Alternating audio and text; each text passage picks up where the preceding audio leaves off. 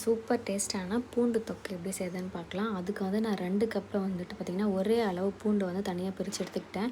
1 cup வந்து பார்த்திங்கன்னா நம்ம அரைச்சிக்கணும். 1 கப் வந்து அப்படியே சேர்த்துக்கலாம்.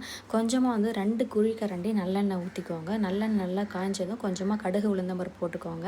அதுக்கப்புறம் நம்ம தனியாக எடுத்து வச்சுருக்கோம் இல்லையா, அந்த பூண்டு போட்டு நல்லா வதக்கிக்குவோம். கொஞ்சமாக வந்துட்டு சீரகம் இதை போட்டு நல்லா வதக்கிட்டு அதுக்கப்புறமா நம்ம எடுத்து வச்சுருக்க அந்த அரைச்ச பேஸ்ட்டு சரிங்களா, பூண்டு வந்து ஒரு ஹாஃப் வந்து அரைச்சிருக்கோம் இல்லையா, அது போட்டு நல்லா கலரிட்டு கொஞ்சமாக புளி தண்ணி, கொஞ்சம் மஞ்சத்தூள், கொஞ்சம் வந்து தனி மிளகாய் தூள், அதுக்கப்புறம் வந்து கொஞ்சம் காஷ்மீரி சில்லி பவுடர் வந்து கொஞ்சம் கலருக்காக நான் ஆட் பண்ணிக்கிட்டேன். தேவையான அளவு சால்ட்டு, கொஞ்சமாக வெல்லம், இது எல்லாத்தையும் போட்டு நல்லா ஒரு 10 to 15 மினிட்ஸ் வந்து பார்த்திங்கன்னா நல்லா கொதிக்க விடுங்க. கொஞ்சமாக வந்து பெருங்காய பொடி போட்டுக்கோங்க. லாஸ்ட்டாக வேணால் நீங்கள் கொஞ்சமாக நல்லெண்ணெய் ஆட் பண்ணிக்கோங்க. நான் நல்லெண்ணெய் வந்துட்டு கொஞ்சம் தான் ஆட் பண்ணிக்கிட்டேன். நீங்கள் நிறைய ஆட் பண்ணும்பொழுது இன்னும் எண்ணெய் நிறைய சேரும். அதுக்கப்புறமா வந்து இது நீங்கள் ஒரு பாத்திரத்தில் ட்ரான்ஸ்ஃபர் பண்ணி அப்படியே ஸ்டோர் பண்ணி வச்சுக்கலாம். ரொம்ப சூப்பராக இருக்கும், டேஸ்ட்டாக இருக்கும்.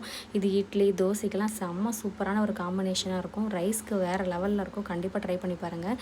இது நீங்கள் தயிர் சாதம் அது மாதிரி எடுத்துக்கும் போது நீங்கள் தொட்டுக்கவும் எடுத்துக்கலாம். சாம்பார் அது மாதிரி வைக்கிறப்ப நீங்கள் தொட்டுக்க சாப்பிட்லாம். ரொம்ப சூப்பராக இருக்கும். தனியாக சாப்பிடும்போது அட்டகாசமாக இருக்கும். ட்ரை பண்ணி பாருங்கள். தேங்க்யூ.